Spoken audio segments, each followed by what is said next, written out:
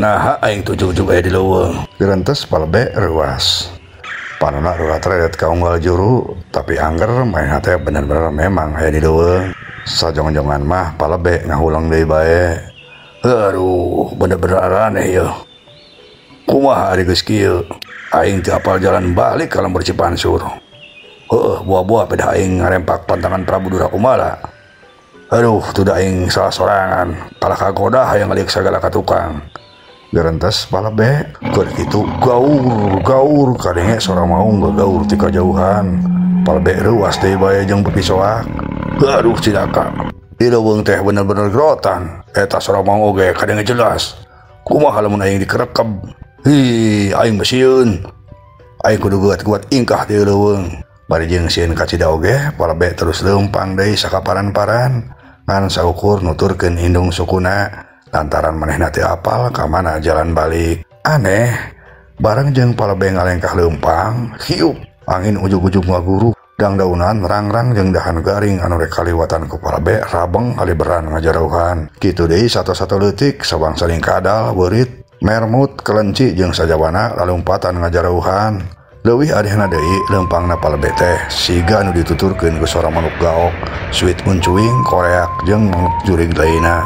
Kaayan oge menikara sapi ka keungeun. Si horeng palbe ayeuna mah geus beda jeung palbe anu bareto. Palbe anu ayeuna mah ngan saukur arwahna bae teu boga raga. Nya meureun geus kaasup bangsal lembut lah ayeuna mah. Ngan ari palebena mah sorangan can sadar kana eta kajadian teh. Rarasaan palebena sorangan mah sarua bae saperti palebe baheula samemeh dibawa ke alam siluman.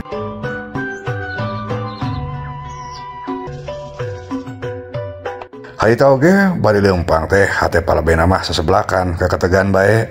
Sieun bisi pasaran dog jeung sato-sato garalak geus kabayang bae ku palebe teh lamun kaperegok jeung sabangsaning sato-sato garalak saperti maung, anjing leuweung atawa nu sujena, maena geus moal bisa lumpat nyalametkeun maneh. Pastina meureun palebe teh bakal jadi mangsa eusi peujit sabangsaning sato nu kararitu. Kitu cek pikiran palebena harita. Aduh, aya-aya bae nasib teh. Nah habat ngalaman kieu sagala tuh. Tapi kumaha oge aing kudu salamet. Aing teu hayang lamun kudu jadi eusi peujit sato-sato garalak. Dipikir-pikir mah aing hanjakal oge ini sorangan ti alam siluman teh. Lamun tadina ulah ninggalkeun si Marah. Bener ari romongan kolot. Ari hanjakal teh tara ti heula. Gerentes palebe.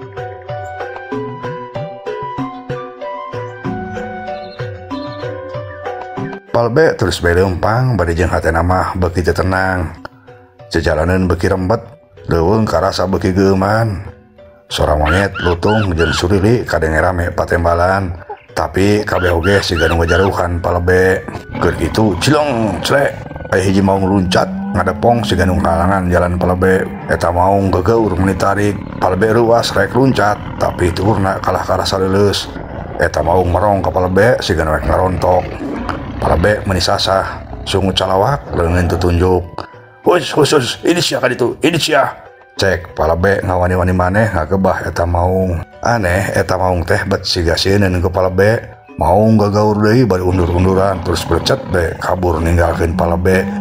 Palebe ngarasa ngemplong. Aduh, salamet oge aing teh. Untung sakadang maung teh teu sampe ngarontok ka aing.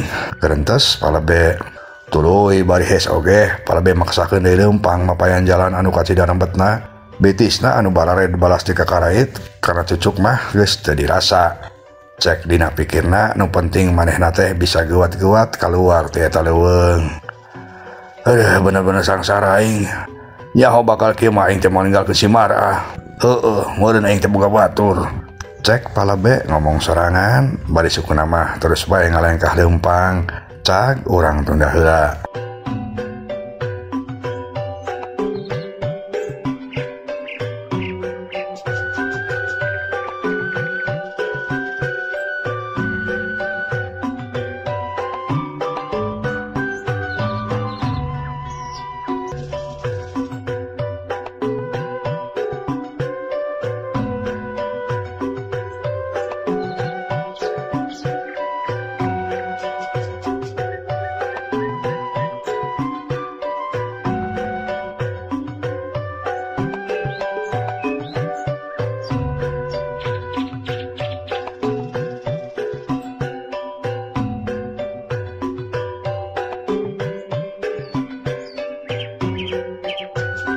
Ayeuna malik deui heula nyaritakeun kaayaan di lembur Cipansur. Nyaeta nuluykeun di carita lalampahan Mangkasmu anu kacaturkeun suluhna leungit teh dicokot ku gulang-gulang siluman badak. Harita Mangkasmu terus beleumpang incig meuni satengah lumpat rek ngudag Mang Uday anu disangka kumaha mah geus maling atawa ngabunikeun suluhna. Mangkasmu bener-bener ambek ngarasa diulinkeun bari leumpang teh untuna kekerot hayang geuat nyarekan ka Mang Uday. Dasar akeh kitu semulud lebok teu telo bener-bener ngaguan aing. Nyaho aing teh keur bener-bener butuh duit poe teh. Suluhna kalah dibudikeun dasar kurang ngajar. Gerentas Mangkasmu bari leumpang nurugdug mudun rek ngudag Mang Uday. Leok mengkol kabelah kenca breh katempo rada anggang dihareup. Mang Uday ke leumpang mudun bari momonggok suluh. Atuh nempok itu teh Mangkasmu beuki ngagremet. Kabeneran itu manusana diwarah ku aing mah. Gerentas Mangkasmu tuluy Mangkasmu teh wakauk ngagerowan Mang Uday. "Oi Mang Uday, tungguan sakade euy." Cek Mangkasmu wakauk ngagerowan Mang Uday bari tuturbun mudun ngudag. Mang Udayna nu keur jong-jong deumpang bari manggul suluh ngarandeg bari malik lalaunan ka tukang. Atuh nyatangtuna suluh anu keur dipanggulna oge kabawa muter. Bareng jeung kitu Mangkasmu anu keur lumpat ngudag anjog atuh cedak. Sidah Mangkasmu kadagor ku suluh. Mangkasmu nyoloyong ka pinggir ku burag labuh. Waduh, dasar kurang ajar sia Uday. Ieu aing kalah dibabok ku suluh sia. Dasar kurang ajar sia mah. Cek Mangkasmu bari hudang lalaunan katempo nyengir.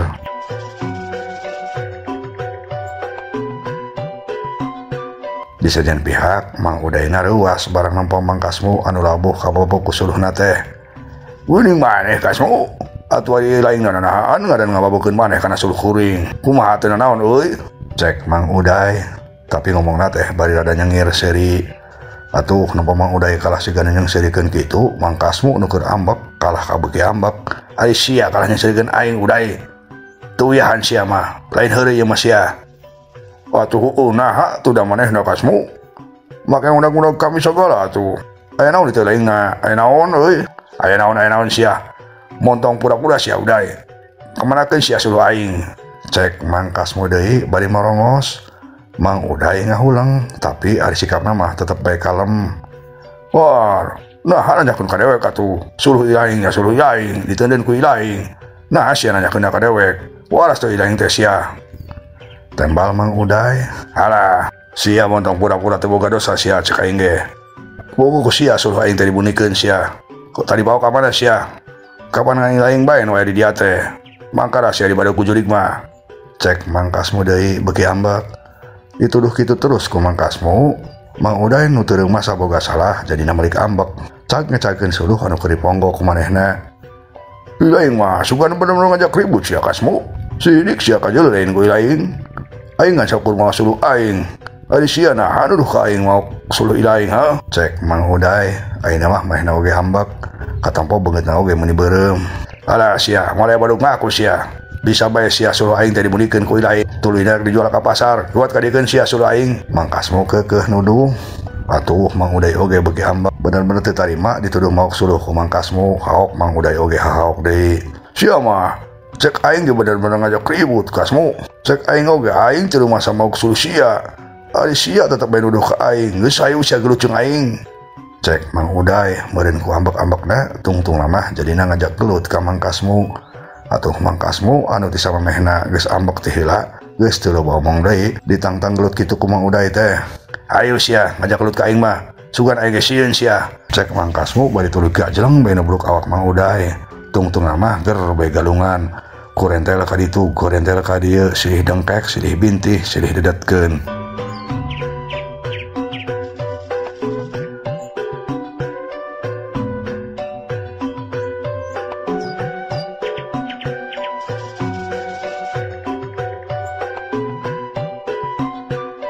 Keur kitu teu jauh ti Mangkasmu jeung Mang Uday anu keur gararungan. Ujug-ujug Cilegedeg beong mucungkul dua makhluk pikasieun. Awakna jarangkung badag, panonna barolotot sagede siki jambe. Awakna baruluan, ari dina tarang aya tandukan hiji meuni mencos. Si horeng eta teh dua gulang-gulang siluman badak anu samemehna maok suluh Mangkasmu teh. Eta kakak. Si horeng ieu sigana mah manusia anu suluh deui paku urang teh kakak. Sigana mah Ki Adi, sigana mah maranehna teh galelut perebut suluh. sedangkan suluhna kapan dibawa ke urang euy. Nya sih nama kakak lumayan euy, urang boga tontonan gratis.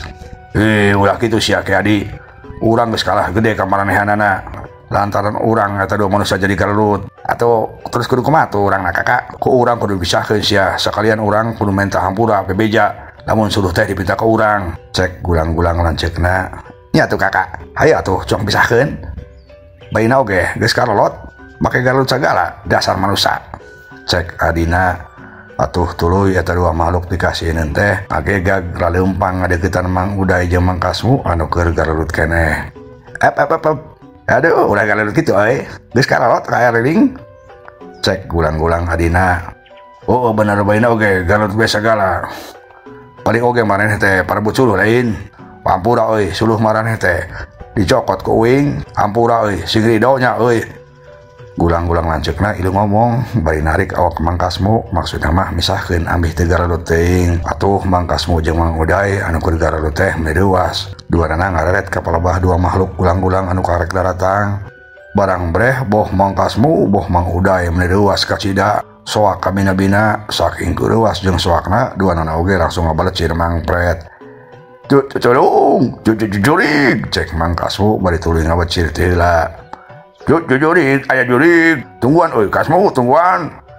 Mang Uday oge tuluy nuturkeun lompat, geus cur bae karena beungkeutan suluhna mah ditinggalkeun.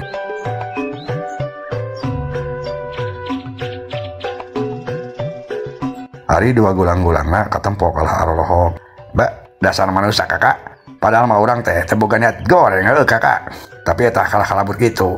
Cek gulang-gulang adina, nya Ki Adi, tapi keun lah, urang mah teu salah. Nu penting mah urang geus sasadu, suluhna geus cokot ke urang, jadi lain salah urang. Tembal gulang-gulang lanceukna, cag urang tunda deui.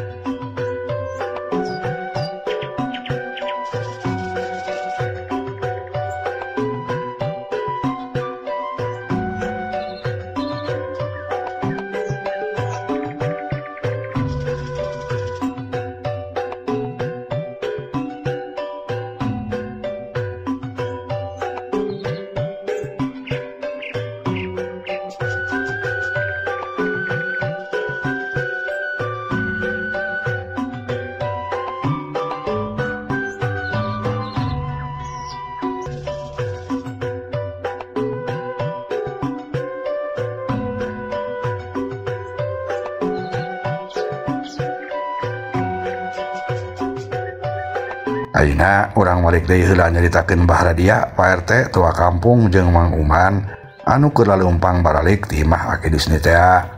Harita kaayaan beuki beurang, panan poe beuki karasa panas moredet. Bahradia jeung nu sejenna karek aranjog ka bates lembur, kabehana katempo ngaroprot ku kesang. Napas ngaharegak, tuur karasa leuleus. Bahradia ngajak deudeuh heula di eta tempat. Aduh, Pak RT, Patua, Mang Uman, ieu tur Abah mah geus asa teh kuat direkakeun deui teh. Asa leuleus pisan ieu teh. Cuang deudeuh heula. Cek Bahradia. Ya Bah. Kuring oge geus asa coplok tur teh. Tuh, dinu ieu we Bah ngeureunna. Tembal Pak RT, atuh tuluy kabehana muru ka tempat anu rada ieuh. Terus gek bae dariuk, kancing baju kampretna dibaruka. Katempo dina dadana ngalucur ku kesang. Aduh, kuring mah sacara rapi pisan pikiran teh. Perkara waraneh di lembur urang teh. Asa teu anggus-anggus. Cek Pak RT bari ngagebran awakna ku calokop awi anu tadi aya ngagoler teh jauh ti manehna. Nya Pak RT. Nah, di lembur urang teh bet aya bae nu araneh teh nya. Cek tua kampung, bari panonna neuteub jauh siga bae anu keur disawang.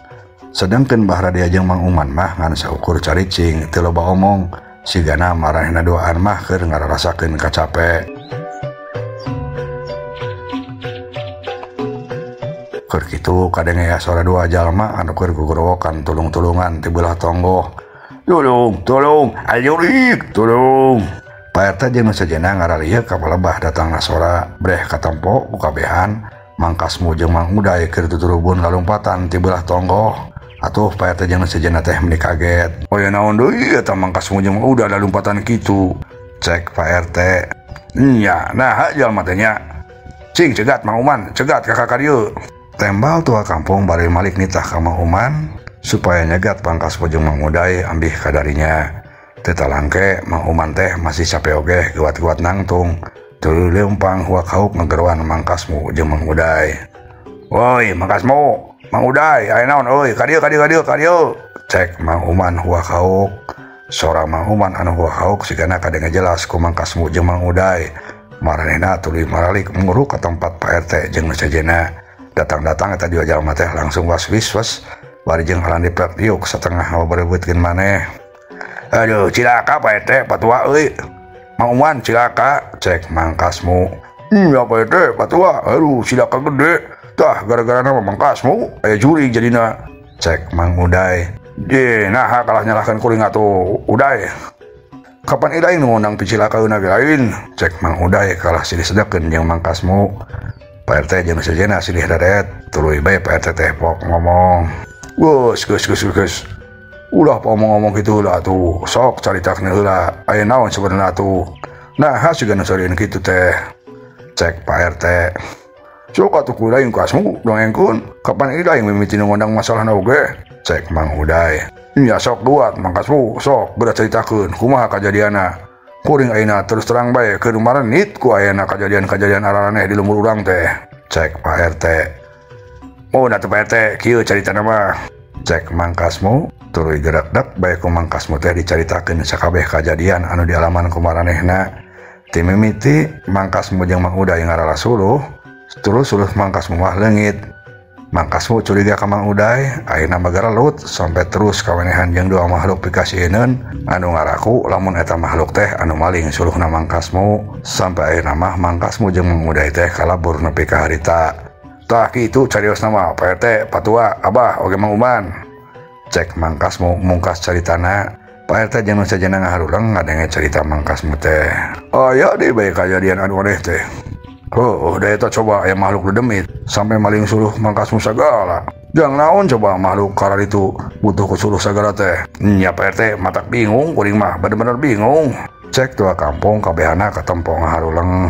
Sedengkeun Mbah Radia oge ngagarentes. "Boa-boa pedah aing salah mere wadal teh harita. Teu anu kituna masih ambu. Keukeuh kudu ngawadalkeun bimara. Tungtuna mah kapan kalah anjing Paeci nu jadi wadalna teh. Tuh pantes para budona komara sikeun masih ambek kere sampe ka ayeuna." Garentes Mbah Radia manehna ujug-ujug ingat kana perkara salah wadal teh sababaraha waktu ka tukang ngan waktosna seep. Dia dongeng karangan pribados Kang Abun Burhanuddin, hapunten kakiranganna. Mugia katampi kalian kabingahan. Assalamualaikum warahmatullahi wabarakatuh.